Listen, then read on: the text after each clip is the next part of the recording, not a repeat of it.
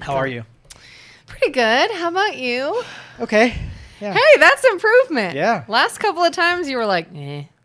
Okay, Yeah. is getting I'm not there. grouchy or grumpy. I'm more vindictive and sociopath. So Oh, good. yeah, so this should be a good one. Great. Yeah. All right, you want to start with fun, jovial? Do you want to just get right into...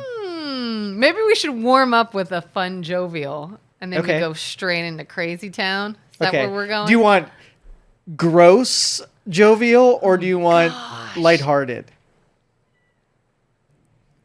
Well, now I'm curious. You're intrigued by the gross. I'm intrigued, yes. Okay, so I have something printed here, and Oh, I'm not going to gosh. read the headline. I would like you to read the headline. Oh, my gosh. Oh, Lord. All right, read it out loud. PETA investigator accuses Butterball workers of sexually abusing turkeys before slaughter. Okay.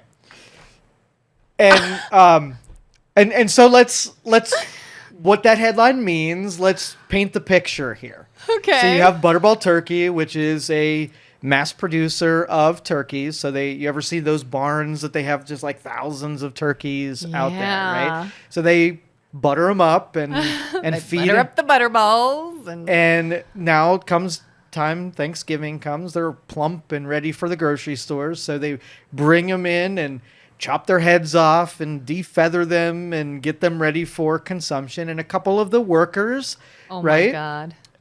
They're not frozen yet, so they've got some meatiness to them. And they use them as little sex dolls, This is after they're dead or while they're alive? Ooh, it did not specify. I am hoping that this happened post-mortem. Otherwise, it's a completely different kink. Yeah. Totally different. I mean, I guess PETA would... Well, it's terrible both ways. Yes. Like, It's not like one's better than the other. But one, I mean, while alive, I feel like it would be more traumatizing to the bird if they were still alive and this was happening. I mean, I guess PETA would be involved both ways, right? Or is PETA involved because they're alive? I don't know. Like, would they care if a dead turkey was being sexually Molested? assaulted? Yeah. And if they are dead, is that also like necrophilia? This is new territory, I believe, for all of civilization. So many questions. We are on a very bad Oh my and dark path God. that turkeys are not safe from being abused. So the first thing that leads me is there better be a recall on turkeys. All right? Oh my That's number God. one. We're about to Yes. partake, and if I get a sexually abused turkey, that's worse, right?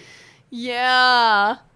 Because that's You'd be food like, product. listen, a little listeria, okay. But if my turkey was molested, not eating it. Blech. Just a thought. Wash that well. Of any.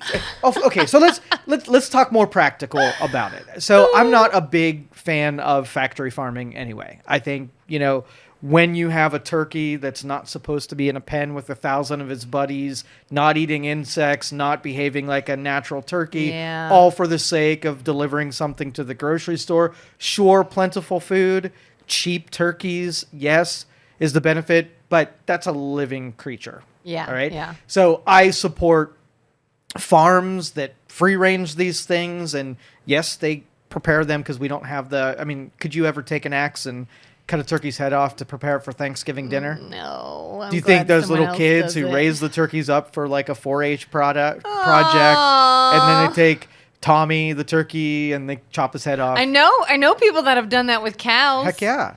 It's That's like part they of the- name it and everything. But that's part of the process. We are connected with that animal, and that animal served us well, and we took care of that animal, and then it's a full cycle. Like, you have respect for that process. There is a neighbor, the neighborhood across the street from my house, we walk in all the time in the evenings, and they have a huge turkey fenced in their yard. And we're just like, I swear to God, if not after gonna be there. Thursday it's gone, and it's been there forever. Yeah. Yeah. Oh, but we I would couldn't have do it. respect because they nourish and feed us, and we protect them and treat them well and give them a nice, quick exit. that's humane, right? Hopefully. Yeah. But, Americans are just, in the world in general, cheap food that you don't have any investment in other than the couple dollars that you pay at the grocery store. I think we have a loss of respect for food and how important it is to us. It is to us. Mm-hmm. And I think if we reconnect with our relationship with food, where we do our own fishing, we at least a couple times in our life see the pre and post in our products, we'll have more appreciation for it. Yeah, absolutely. Did you read that article? I did.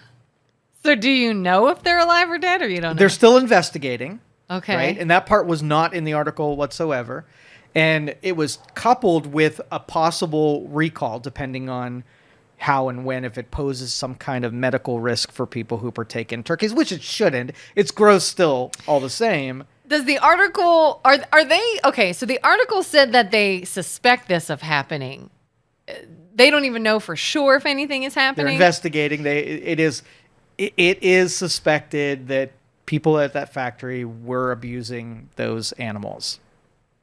And if there's an investigation, there must have been a whistleblower of some kind, somebody who said, hey, I saw Bob over there. He was fucking a turkey. And it started the whole...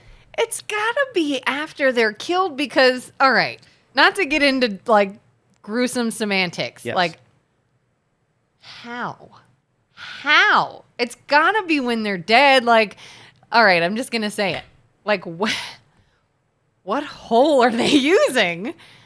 Unless it's when they're chopped up and there's...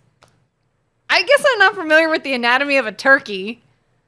Is it possible? When you get a turkey, they have big holes because we put stuffing in it, right? Yeah. And so maybe after you kill it, we haven't like cleared out the entrails yet, and they might still have some of their anatomy still intact, and they've got some holes, I'm sure, if there's entrances and exits. But it can't be like, if it's before they've done anything to them, I can't imagine those holes are very big. I don't know. I'm not speaking from experience, and if I did know, you would have to have a little bit concern. There's so many questions.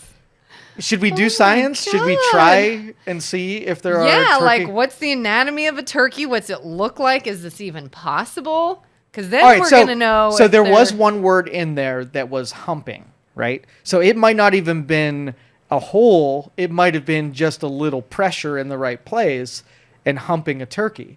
And people are so messed up. Go hump a turkey. Yes.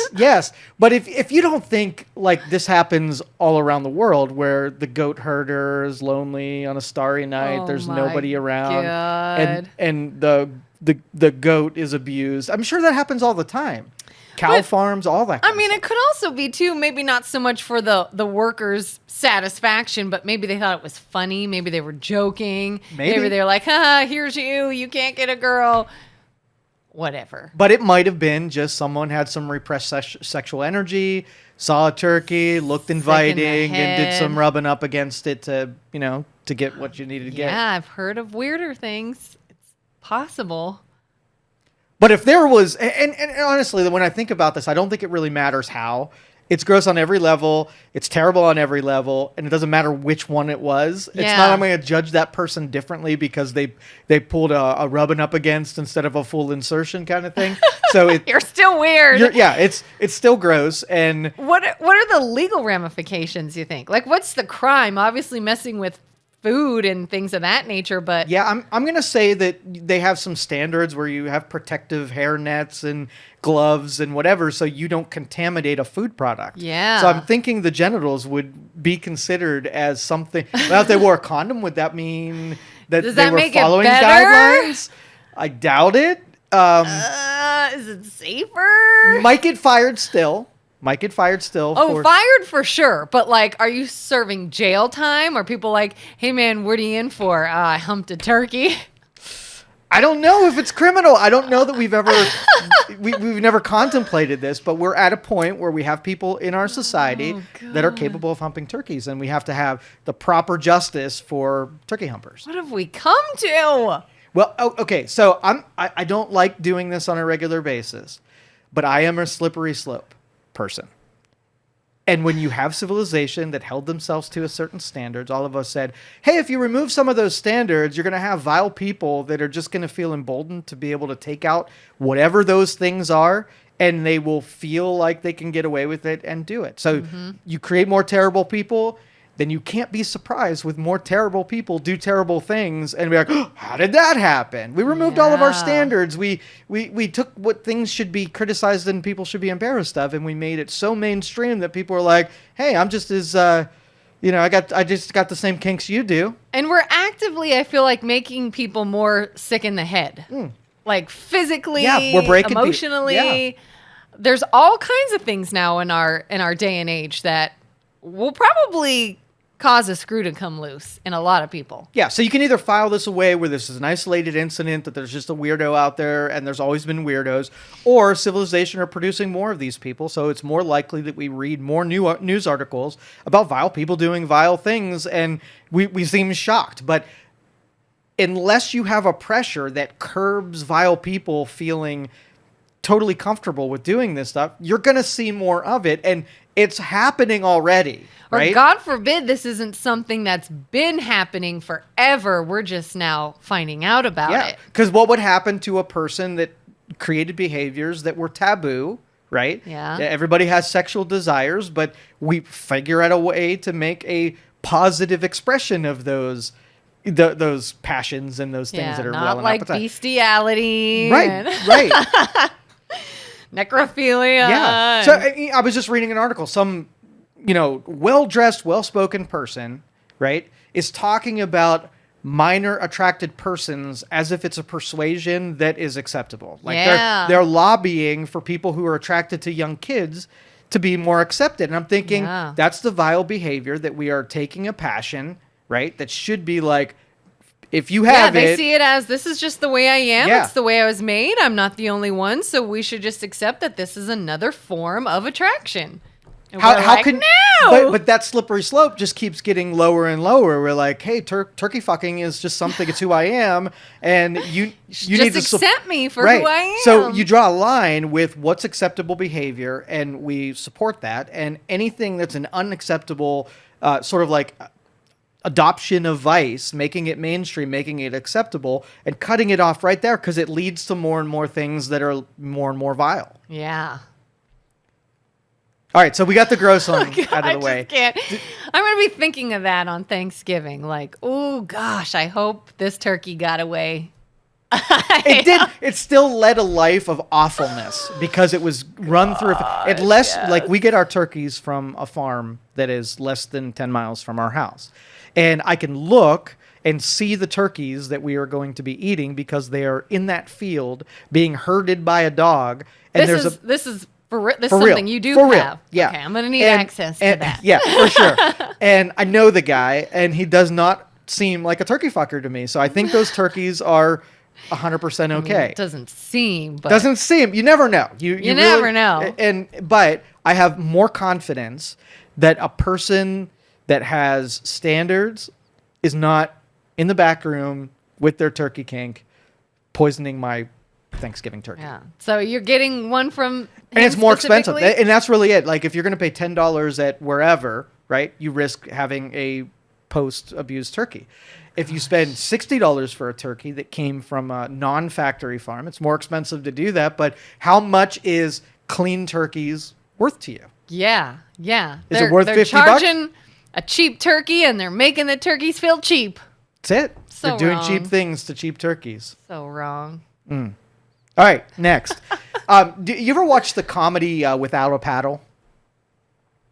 Yeah, is that with the three guys and they go on a camping trip together? Mm-hmm. That was actually on TV not that long ago. Yeah. But yeah, I remember seeing that years ago. All right, so the lore in that is D.B. Cooper. Do you remember D.B. Cooper? D.B. Cooper. So the whole reason they went out into the field was that one of the guys figured out they knew where D.B. Cooper's treasure was. Okay, yes, That's why they went out there. Yeah. Well, D.B. Cooper was a real dude. Oh. Okay. And this is back, it's in the 70s, so it would be every bit of 50 years ago. So this dude went into an airplane, and he said that he had a bomb, and the plane was going to land, and he said that I want $200,000. So the plane landed, and they gave him his $200,000, and the plane took back off again. And there was more steps to it. They did some refuelings and went other places to throw it off. And then I think it was in Washington, the plane was flying, and he had a parachute on, and he jumped out the back of the plane with the money, and he disappeared. And so that's the lore of D.B. Cooper, where he escaped with all this money. They found some of the money on a shore, on a bank near a river, but they never found him. They never found the rest of the money. So he's one of those people that just got away with a skyjacking.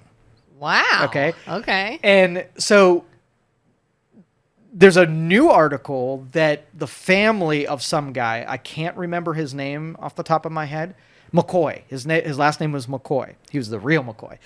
And his family, he was, there's more to the story, but let me tell you, his family gave the FBI the parachute that he used when he jumped out of the plane, right? So the investigation has life breathed into it, as maybe this McCoy guy's what was D.B. Cooper, okay? Now, D.B. Cooper is actually, or McCoy is actually dead, all right? He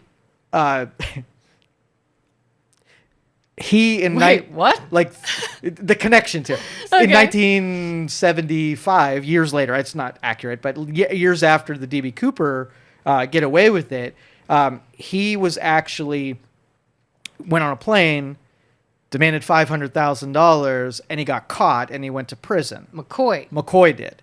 So same crime, more money, right? Yeah. Went to prison, escaped prison, got shot by the cops. So now McCoy's dead, so we don't know if McCoy was actually Cooper.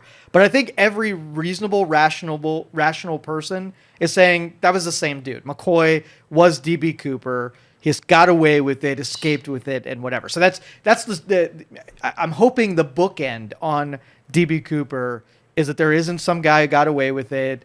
It's a guy that ended up going to prison. Nobody remembered what D.B. Cooper looked like to say, hey, this McCoy guy looks like him? Well, that's one of the reasons why he wasn't charged with D.B. Cooper's, because he did not match the description from the he was older than the people who described what D.B. Cooper looked at. So he didn't go to jail for it. He was looked at but dismissed as couldn't be D.B. Cooper. So some people speculate that D.B. Cooper and him were two different people that pulled off the same crime, even though they were profiled. Yeah, maybe McCoy was just a copycat. Yeah, copycat, or a friend of, or involved in, or something like that. They said you might be this guy, and maybe he wasn't, but he's like, hey, why don't I go be this guy? Let's try it. He got away with it. He Yeah. got to, and they think the original D.B. Cooper died because he jumped at night, and they say that he died when he came down to Earth. So anyway, I heard about it as a kid. Then it reemerged in Without a Paddle, and now a news story. Like, this is one that just won't die. Like it's going to go on forever as the speculation of skyjacking and D.B. Cooper. Interesting. Where did this happen? I think it was Washington. I think he jumped over Washington. It was all the Pacific Northwest. And they never found the money or anything? They found some of it near the shore, like near a river, but they never found the bulk of it. I think maybe they found like $10,000 scattered on on the shore. And that's why those guys went out thinking that he got killed in a tree and there's a satchel full of money and they were going to go find it, which like 20-something years later? Yeah. Could be. Could happen. Could be a good satchel.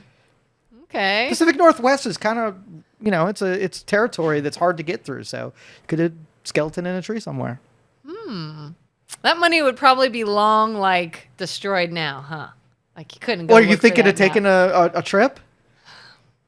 I mean, I feel like there's things now that you can access the area and go see, but take some drones up there, do some scouting, see if you can find. I mean, with weathering and everything, but now how long is money gonna last? But now that they found the parachute, right? Then the dude survived and he disappeared into nothingness, and he spent all of the money, so there's nothing to find. It would be a fool's errand. I do not think you should go.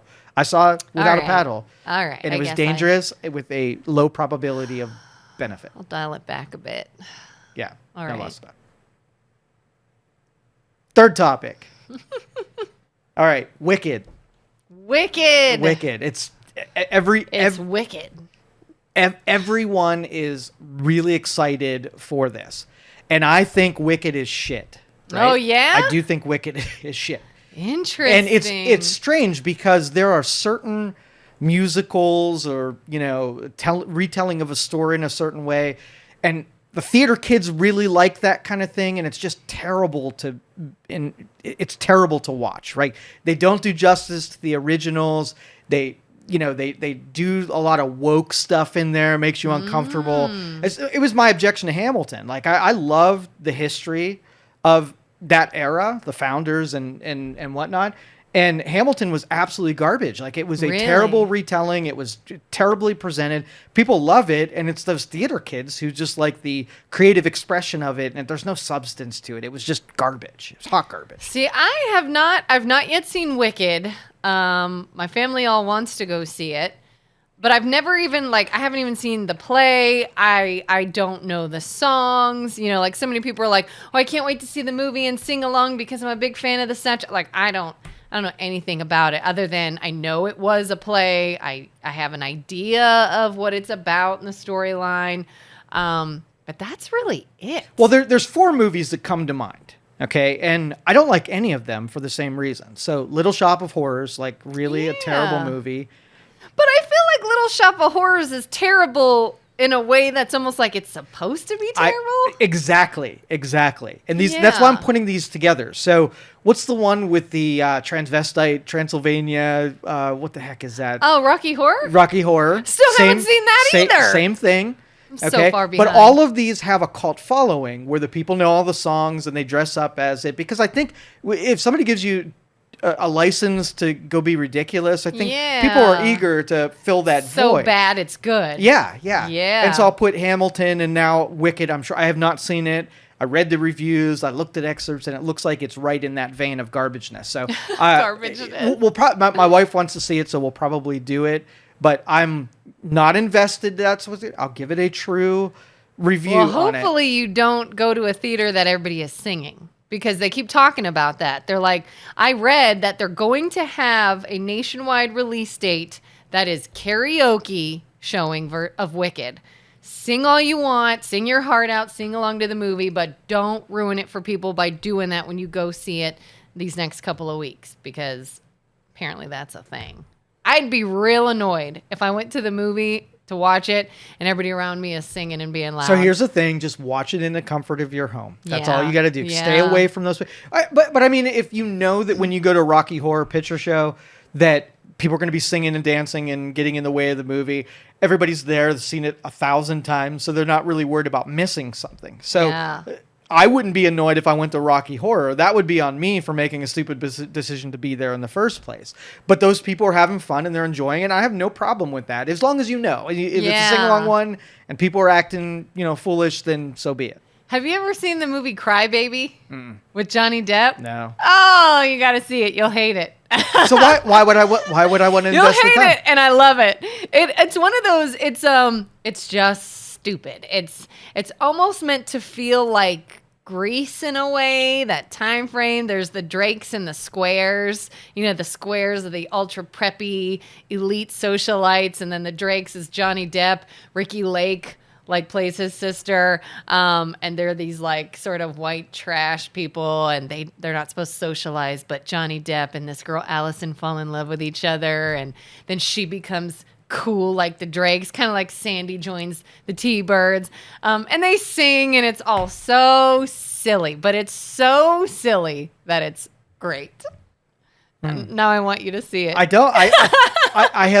I will make the commitment that I will never see it. And if it comes up, Cry Baby. No, Cry Baby Walker. But and what's interesting is The Greatest Showman is also one of those sing-along movies. Yeah, but I dug that. It became one of my favorites. So I'm not opposed to the expression of having musicals. I'm really opposed of having no substance and no storyline and nothing to follow. Greatest Showman was great. Yeah, I love that music. So it's not the music, it's not the singing. It's definitely when creative people put more effort into either making it ridiculous or they do not tell a story and they make it more about bludgeoning you over with some kind of messaging Yeah. that really ruins it for me. And I feel like I wasted. I want to be inspired. I want my brain to shift. I want to be challenged on some certain things. And those movies, they're just lectury. And So, how do you feel about sequels?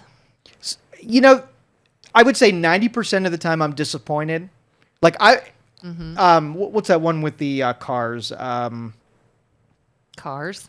No, they're race cars. They with Vin Diesel. Oh, I was like Cars? Fast and the Furious? Fast and Furious. I watched almost every one of those, right? And in the way that they're ridiculous, you come to expect it, and it's a continuation of the ridiculousness that you expect, right? Yeah. Fast cars, badass people, things like a car jumping out of a moving, C4 Galaxy or something like that is so ridiculous. Like, it's an action movie. So they overcome. So maybe if some of these musicals took the parts where if they went ridiculous, at least make it interesting or make something blow up or whatever, I would be more invested in it or interested in it, but not. So have you seen Joker? The first or the second? I think I started the second and it wasn't for me. So you've got to watch it because I need to know your thoughts. Okay. You did see the first one? I think so. Was that one with, what's his name? Joaquin Phoenix. No, I didn't see the Joaquin Phoenix. I saw what the heck is his name? Oh, you're talking about with Heath Ledger. Heath Ledger. Okay, that's awesome. Yes. That's a good Joker. Yeah, the second one I started watching and he started singing on a staircase or something like that and I was out. Okay, you got to give it a chance because I am pretty sure me and my husband, we are the only two people in this country that enjoyed Joker 2. First of all, you got to see the first one. It's so much better. It's infinitely better. The first Joker is the better film without question. So watch that one. Joker 2 is not as good, but I did not think it was as bad as everyone is saying. And yes, it's a musical. Yes, they sing. And no, Joaquin Phoenix is not a singer, obviously. But I read something before we even went and saw the movie, and it said the creator, the director, whoever it was, wants people to know this is about two people that are not singers. We don't want them to seem like they are singers. Now, Lady Gaga's in it. She's obviously a singer in real life, and she sings well in the movie. But Joaquin Phoenix does not. And a lot of people hated that. But I don't want... Where if the singing doesn't add to the storyline, it doesn't belong there. I think what it is... I don't think... What is your fascination with wanting me to watch bad movies? There are 10,000 titles that come out per year, and you've already isolated the ones that are terrible. There are other titles I will not see because now. I want you to watch it in a different light. Everyone's like, oh, well, all he did is sing, and there wasn't a lot of action, and it was kind of pointless, and I get that. But the singing should not bother people because in Joker, in Joaquin Phoenix's version of Joker 1 and 2, it's all about diving into his psyche. Yeah, his and do you mental think health. a demented villain would go around singing? He does. That's him. That's the whole premise of the first movie is he wants to be in show business and he wants to be a star and he wants to be a performer. And in his head, he is. And everything is this performance. And that's why they did that. And that's why Lady Gaga's in it it's this new love interest and he's infatuated and he wants her to be this act with him. And it's like, I feel like so many people went, oh, this was dumb. They just started singing. But it's because of what he is in his head. Okay, so as growing up with watching Batman's, all of the superhero shows and movies, not once would a villain come on and sing unless they wanted to communicate to you that they were out of their mind. And it wouldn't be... That he is. It's fine. But once you have communicated that he's out of his mind, you can leave the premise of him being out of his mind and get back to the villainry, right? Yeah. We want to see a villaining, not singing. Like, you've established it. He's out of his mind. Maybe you set up a scene where he's in the middle of a restaurant and he's murdering people and he's singing about the murders. Then click, you could check that off of the list that he's out of his head. But I think the Joaquin Phoenix version of Joker is before Joker went out into Gotham and was a villain. I think it's all meant to lead up to it. Now, there was a crime. This isn't a spoiler alert. You probably already know this, but he killed a guy in the first one. You know about that? I don't care. Okay. It's not a spoiler. It's the main premise of it. But Robert De Niro plays a late night talk show host that he's been dying to meet. He gets mad at him and he murders him. He kills him. So that's why he's locked up in the second one. And so again, all this is a deep dive into his psyche while he's locked up. He's not free to go out and maim and murder. What it does do at the end, if you watch it, is it without spilling any details, it sort of leaves it open at the end as to then when another Joker is able to come in and go out and maim and murder. So again, it's not good. It's just I know, different. and it's overplaying like something that should be connected, like Kill Bill, for instance, right? I love Kill Bill. And so, but they overplayed the murdering with the sword thing, right?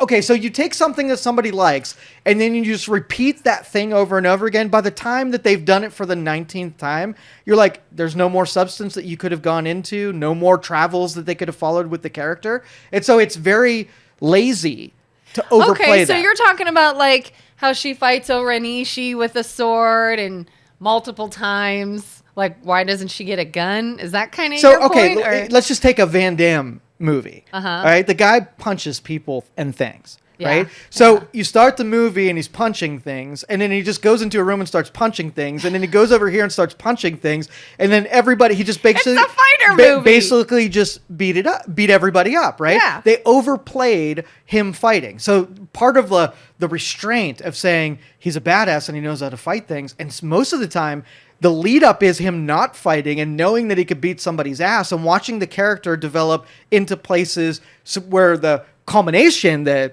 top part of the trajectory is him fighting in the battle.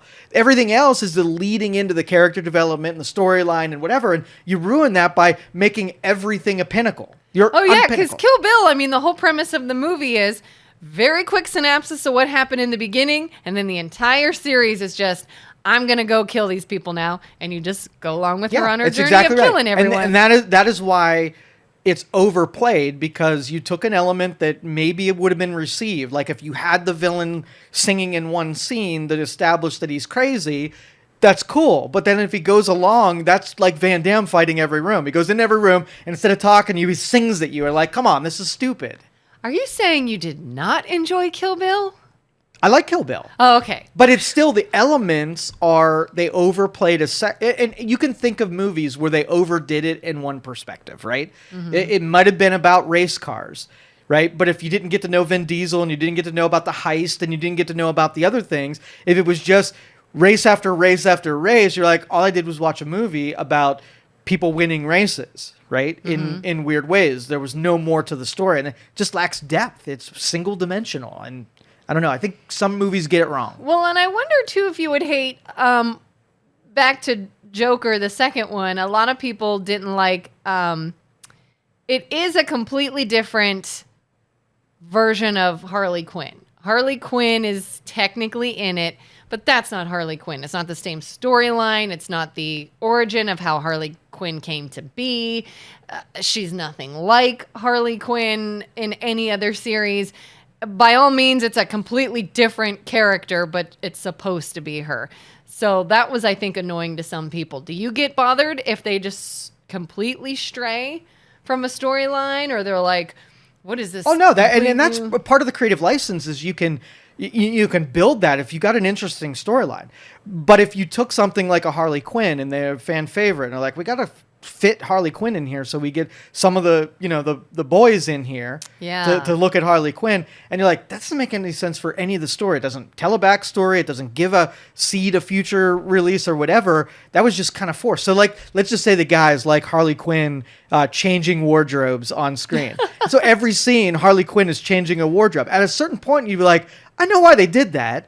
For appealing to one segment, adds no value to the storyline. Yeah. They just wanted the boys to show up. That's what singing is in some of these. That was pretty much.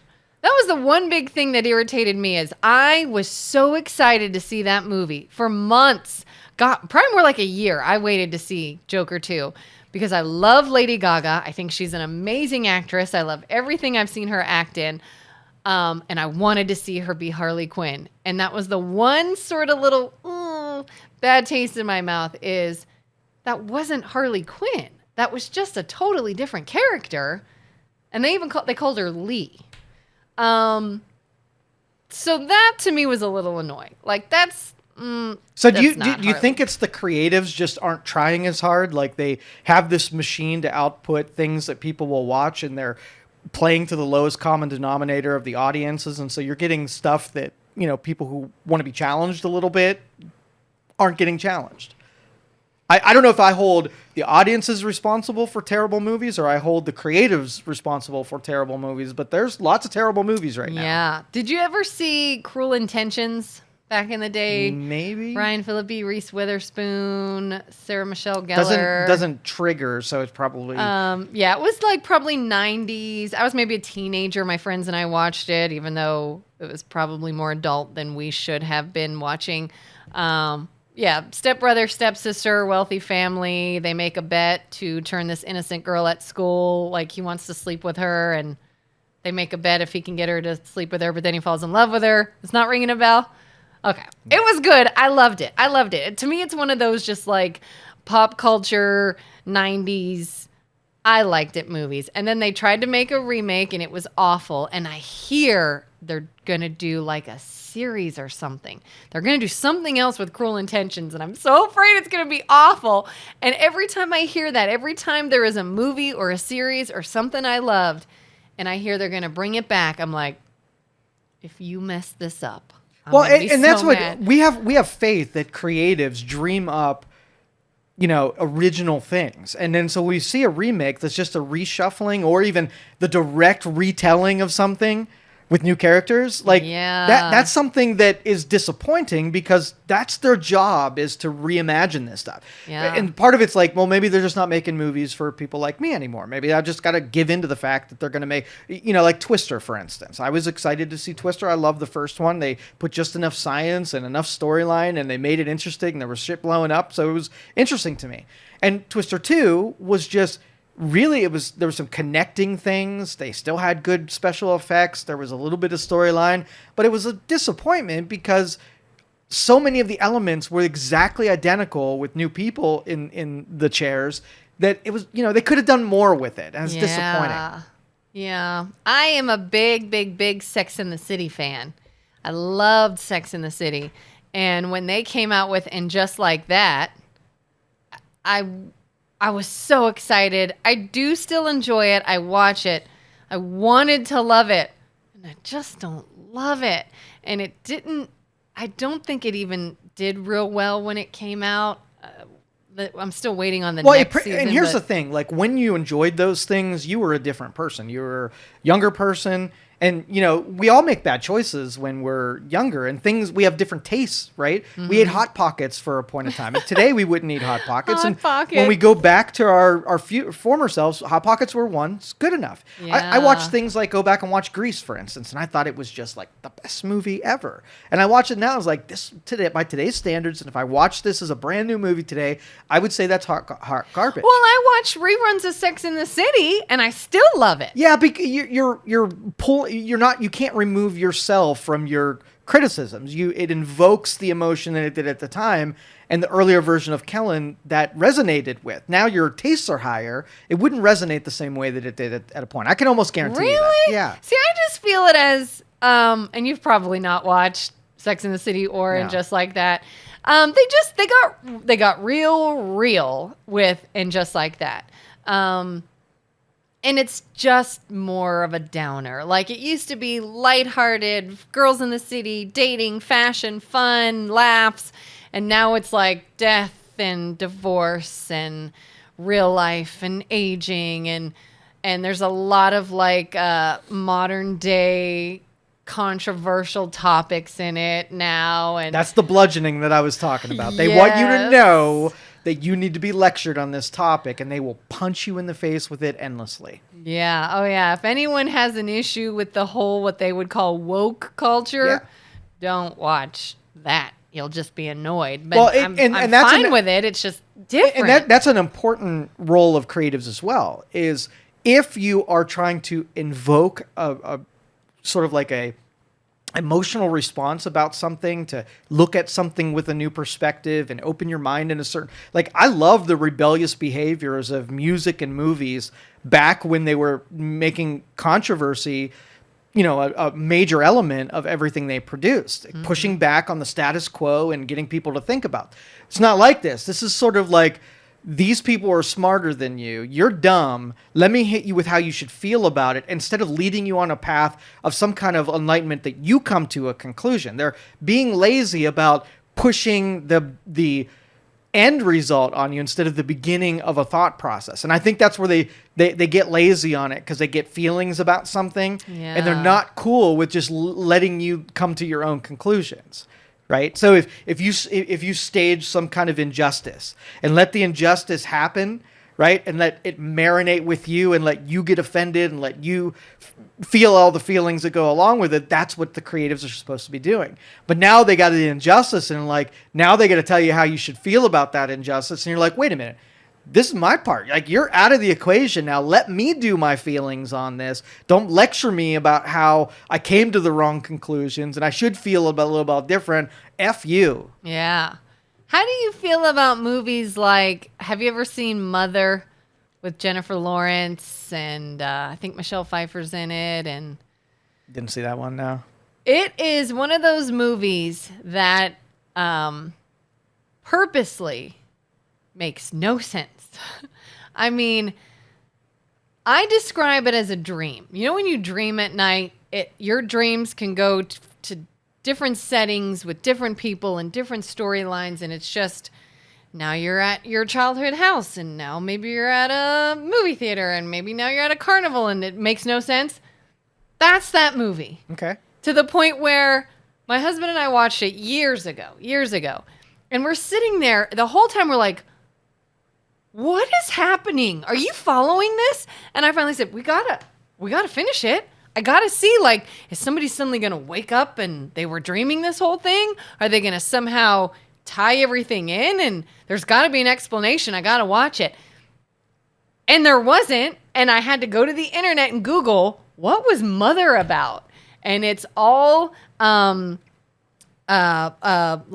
metaphors and like euphemisms, and it's all like symbolism, and it's about the giving tree and the Bible and Mother Earth, but it's all done in different metaphors. And I'm just like, did you honestly think the average everyday moviegoer had any freaking idea what the hell you were talking about in this movie? Mm-hmm.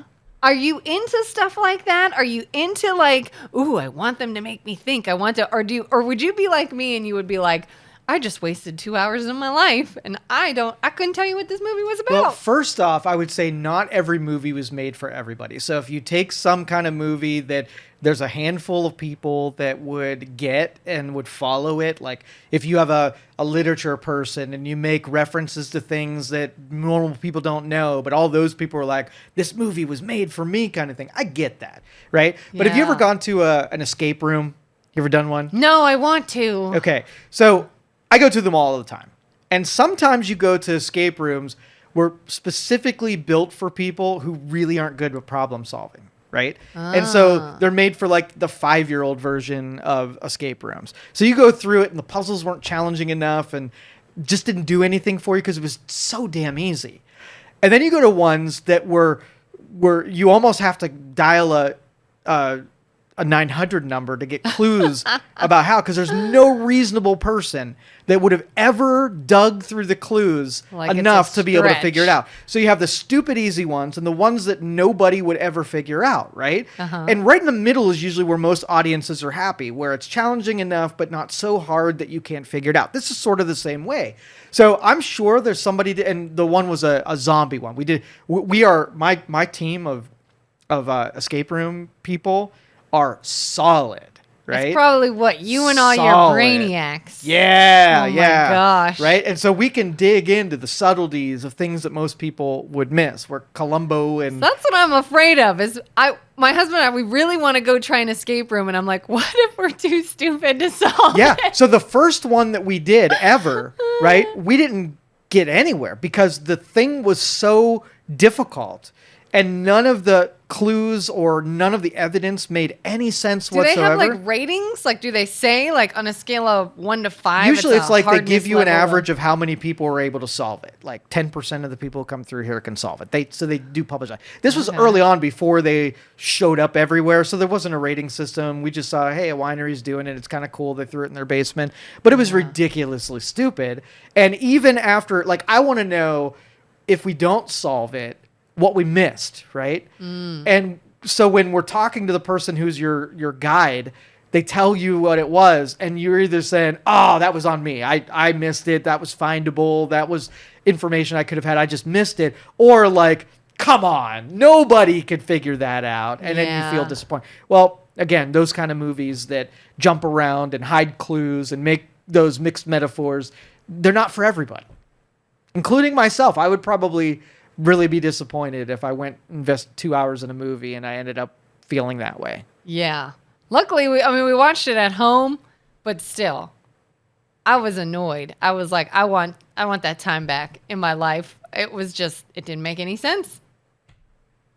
Now you got to watch it. So you got to watch Mother, Joker 2 all the way through. Nope. Cry Baby. Nope. That's just dumb fun right there. Cry Baby. Come on. And then I'll watch Idiocracy. Well, that one's good. That one you should, because that's not a disappointment. That I make references to that stupid film every day. Yeah. So everybody needs it. It I should be. know. I keep hearing how it could good be it is. required viewing in schools. Absolutely. Idiocracy? Yeah, for sure. Especially to see like things that you think were so stupid, but then they come to fruition, and you're like, look how dumb we really are. Yeah.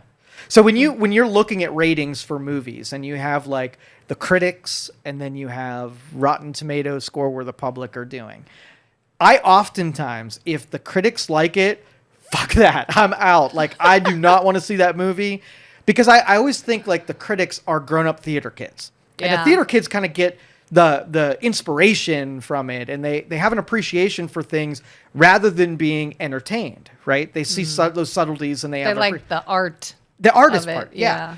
And so if they like it, I know it's not for me. But if the mainstream people like it, so I feel like those two groups are pitted against one another, where they're really shopping from two different aisles of the entertainment grocery store. And so, you know, the movies that we brought up today that have the singing, like the theater kids probably really like that. And I bring this up because what you said about Wicked and the theater kids getting pissed off that people were singing because they want to feel the movie first before all of these people who don't even have their theater degrees start singing. They're going to ruin everything for me. I would say I'm a theater kid, and I don't want people being loud. I want to just watch the movie. Okay. It's a disrespectful thing, and I'm not disrespecting you. When I say theater kid, it's not just people who went through theater. It's where people feel like that they are over you. They are superior to your, like, they almost like the film school kids. Yes. That's what I have a couple of film school friends that just, your taste is so more mature than mine. Yeah, you ever go out to dinner and somebody like pulls out a wine where they know everything about, and it's really shitty wine, but because that it's in the vein of their expertise, it's the best wine and they're so proud of it. Yes. That's the theater kids of the wine industry, where they like just take that angle. Exactly.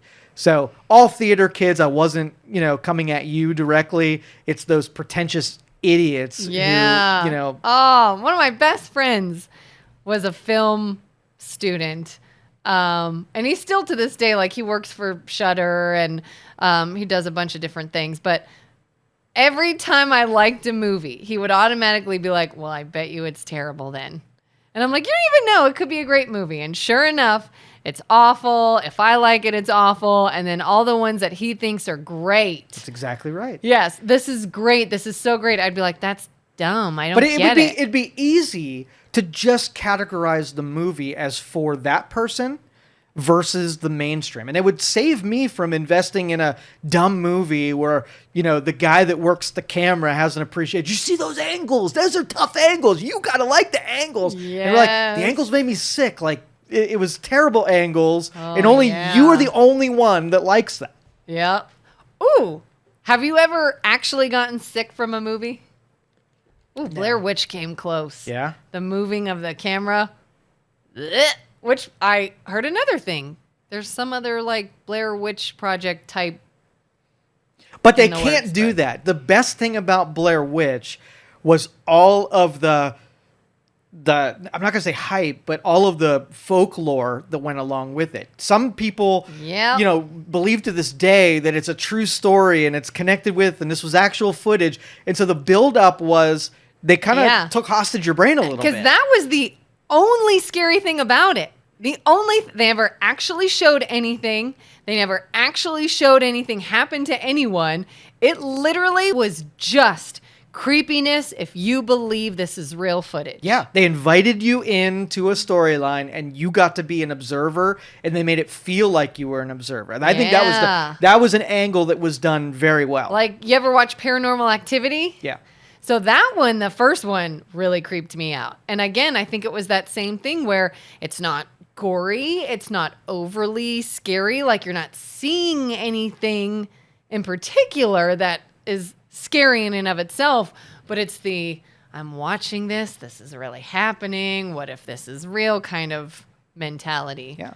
Oh, so creepy. But like I said, it takes a different perspective where if you're sitting in your living room and you're watching the killer that's coming through the door, but when you're invited into it and you feel like you're there and you're moving around with the characters, it's a different type of terror that they preyed upon. Again, if you overdo even that, right, it wears off. That was a novelty more than anything. Think about if every movie was like that, we would get too used to it and it wasn't done right. So a second one wouldn't work because we know going into it that it's a fable. What it is, and you can't play on that a second time. And I also think if you overdo it, if you're trying to be scary and you overdo like Blood and Guts, for example.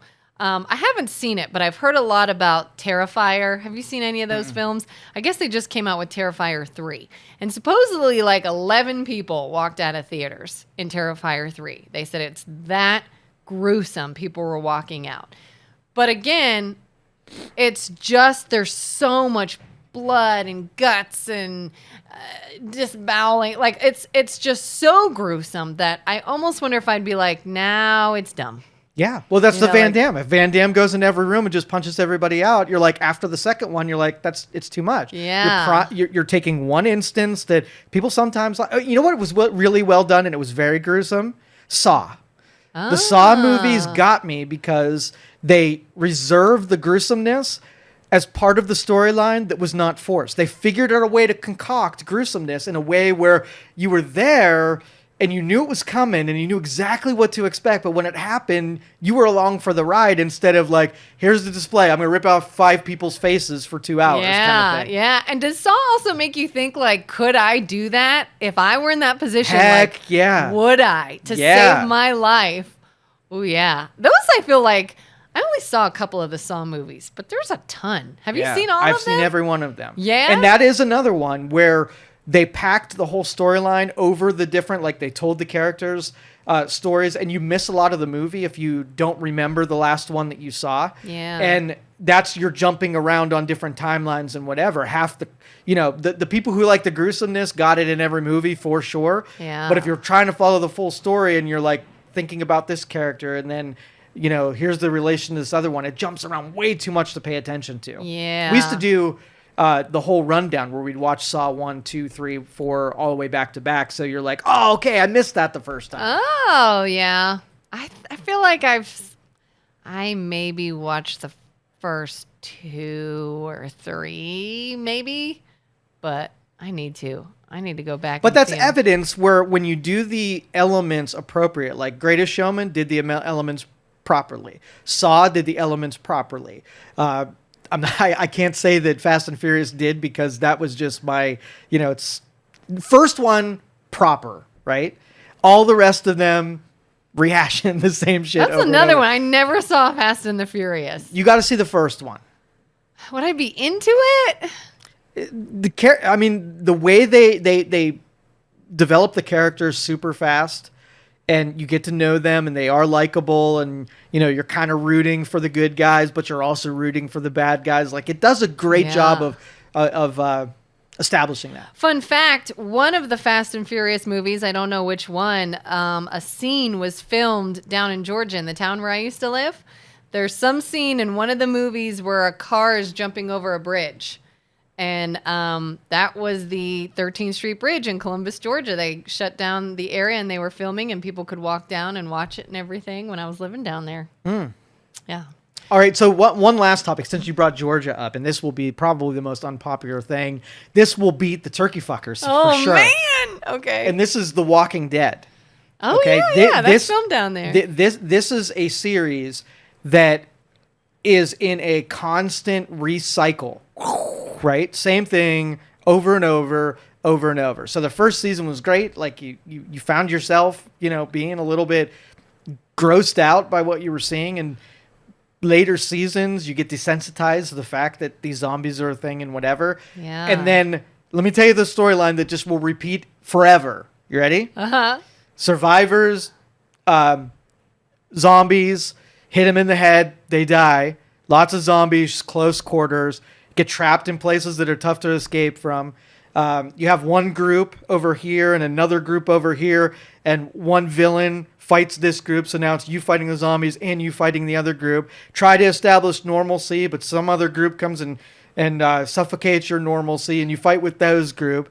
And then really no new elements have been added since that rehashing of it. Always another group. Just the drama of it. Yeah, like Negan was probably the most famous of that. And ever since the Negan season, where he was, the enemy, the common enemy, it's been the same. Like, I've never actually watched The Walking Dead, and I followed exactly what you were talking about. Mm-hmm. Just from hearing about it, just from seeing promos about it, I've never sat and watched it, and I already knew exactly. Well, you are on season 13. Congratulations. I fast-forwarded you. And you got to know, I love The Walking Dead, and I watched it almost all the way through, and there was a point where I was like, all right, I've seen a zombie die. You're like, what else is new? Nothing new. Yeah. Yeah. So disappointed in the latter part. So if you had to give one of your favorite movies, shows, series, whatever, all time, like, they did it right, this is what I'm looking for, what would it be? Indiana Jones. Ah. And all of those series were different enough. Right? So like Temple of Doom, Raiders of the Lost Ark, and Last Crusade. Not the Crystal Skull. Excluding Crystal Skull from that. The original. The original ones. Because it's the three, right? Yes. Like the trilogy of... Yes. Yeah. Yeah, and I can't even say like Star Wars. I mean, I think that was badly done, especially again in the later series. So I would say I would watch all of those again. The Indiana Jones 3. We had a box set when I was a kid that had all three of those in them. I remember being creeped out by Temple of Doom. Yeah. To me, that was We gory. watched those way too young. So a lot of those things were a little pushing on what you should be exposed to. Yeah. You watch it now, like Raiders of the Lost Ark, when they all like open the ark and start dying. It's very corny. But as a kid, I was like, ooh. Mm-hmm. And then a series like early on in the Survivor series, watching people in, reality, sort of like elements, surviving and whatever. But now if you watch it, cool at first, but in season 27, right? 2 groups, they're going to give them these stupid challenges so that they don't get kicked off. They're going to have to make fire and eat crazy things. Because now it's Naked and Afraid. You ever watch Naked and Afraid? They had to up it. Yeah, Naked and Afraid XL.